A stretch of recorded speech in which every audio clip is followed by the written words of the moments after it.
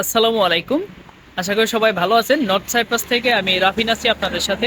North সাইপ্রাসের মন্ত্রিপরিষদ ২ দিনব্যাপী বৈঠকের পর আলহামদুলিল্লাহ আপের যে বিলটা ছিল ওইটা সংসদে পাস হইছে। এখন এই নিউজের শিরোনামে লেখা অবৈধরা ৪৫ দিনের ভেতরে বৈধ হইতে পারবেন। অনেকে এই নিউজটি দেখে বুঝতে পারেন নাই বা অনেকে কনফিউজ হয়ে গেছেন। তারা এই ভিডিওটা পুরোপুরি দেখবেন তাহলে বুঝতে সংসদে আপের যে বিলটা পাস হইছে এখনও কিন্তু এটা কার্যকর হয় নাই। এই প্রস্তাবিত বিলের মাধ্যমে অবৈধ ব্যক্তিরা আইনটি কার্যকর হওয়ার ৪৫ দিনের মধ্যে কিন্তু বৈধ হইতে পারবে। তার মানে বিল পাস হয়েছে কিন্তু এখনও ডেট হয় নাই কবে থেকে আপ বা আপের আবেদন শুরু হবে। এটা পরবর্তীতে আরেকটা নিউজ করে তারা আবার জানাবে। তারিখ ঘোষণা হওয়ার পরে যারা অবৈধ আছেন তাদের অনলাইন সিস্টেমের মাধ্যমে কোনো একটা কম্পিউটারের দোকান থেকে একটা আপনার নিবন্ধন করতে হবে।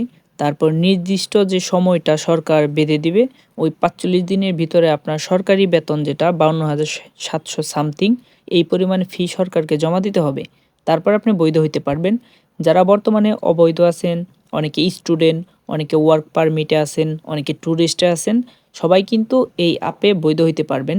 এটা কিন্তু সাধারণ অ্যাপ না, এটা একদম উচ্চমানের অ্যাপ দিছে যেটা সবাই করতে পারবেন। আর আমি যতটুকু নিউজ পাইছি এটা বর্তমানে যাদের পুলিশে ধরছে তারাও নাকি বাংলাদেশ থেকে এখন নতুন করে আসতে পারবেন। রিসেন্টলি যাদের পুলিশে ধরে দেশে পাঠাইছে তারাও আসতে পারবে। আবার এই সময়ের মধ্যে আপনারা যারা স্টুডেন্ট আছেন তাদের ভিসায় সমস্যা হয়ে গেছে, আপনি স্টুডেন্টেই থাকতে চাইতেছেন, ওয়ার্ক পারমিটে যাবেন না, তারা কিন্তু আবার স্টুডেন্টে ভিসা লাগাইতে পারবেন। কোনো ইউনিভার্সিটিতে বা আপনি যেখানে আছেন এখানে কিন্তু আপনি নতুন করে ভিসা লাগাইতে পারবেন। আবার যারা ওয়ার্ক পারমিটে আছেন তারা কিন্তু নতুন করে কাজের অনুমতি পাবেন বা ওয়ার্ক পারমিটে কোনো একটা কোম্পানিতে ঢুকতে পারবেন। আবার আপনি যদি কোনো ট্যুরিস্টে আসার পরে আপনি অবৈধ হয়ে যান তাহলেও আপনি ওয়ার্ক পারমিটে ভিসা লাগাইতে পারবেন। এই ব্যাপারে আমার বসের সাথে আমি কথা বলছি।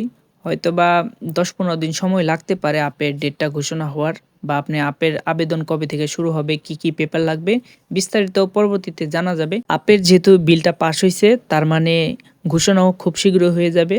এখন থেকে যারা অবৈধ আছেন তারা কোম্পানি খুঁজতে থাকেন। যারা কোম্পানি পাইছেন তারা আলহামদুলিল্লাহ তাদের বসের সাথে কথা বলেন ভিসার ব্যাপারে। আর নর্থ সাইপ্রাসে কিন্তু অসংখ্য ঠিকাদার কোম্পানি আছে, তারা কিন্তু ভিসা লাগায় না। অনেক কোম্পানি বলে পাসপোর্ট জমা নেয়, আমি এমন অনেক ভাই ব্রাদারের দেখছি তাদের পাসপোর্ট জমা নিছে, টাকা জমা নিছে কিন্তু ভিসা লাগায় নাই গত বছর। তো এবার অনেকেই যারা আছেন অবৈধ তারা একটু সাবধান, তারা বসের সাথে খোলাখুলিভাবে কথা বলবেন আর দেখবেন আপনার জন্য কি আবেদন করছে কি না। তারপরে শিওর না হলে আপনি কোম্পানি চেঞ্জ করে ফেলবেন। আর যারা কোম্পানি এখনও পান নাই তারা খুব শীঘ্রই কোম্পানি খুঁজতে থাকেন।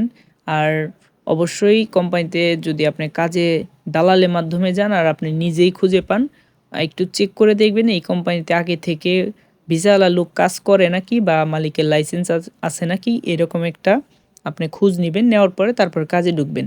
অনেক কোম্পানি আছে দেখবেন আপনার মালিকের লাইসেন্স নাই, ভিসাওয়ালা লোক নাই, কিন্তু মালিকে বলে যে আমরা ভিসা লাগিয়ে দেব। কিন্তু এইসব মালিক কিন্তু তারা ঠিকাদার কোম্পানি, তাদের লাইসেন্স নেই, তারা ভিসা কখনোই লাগাবে না বা লাগায় না। এটাই কিন্তু বাস্তব। গতবার আমার পরিচিত অনেক বড় ভাইয়েরা আছে তারা কিন্তু ভিসা লাগাইতে পারে নাই। এবার আপনারা ভুল করেন না। অবশ্যই যারা আছেন একটু ভালো কোম্পানি খুঁজবেন যে কোম্পানির মালিকের লাইসেন্স আছে। এইসব কোম্পানি দেখে তারপর আপনি কাজে ঢুকে যান। আর সবাই ভালো থাকবেন, সুস্থ থাকবেন। আল্লাহ হাফেজ।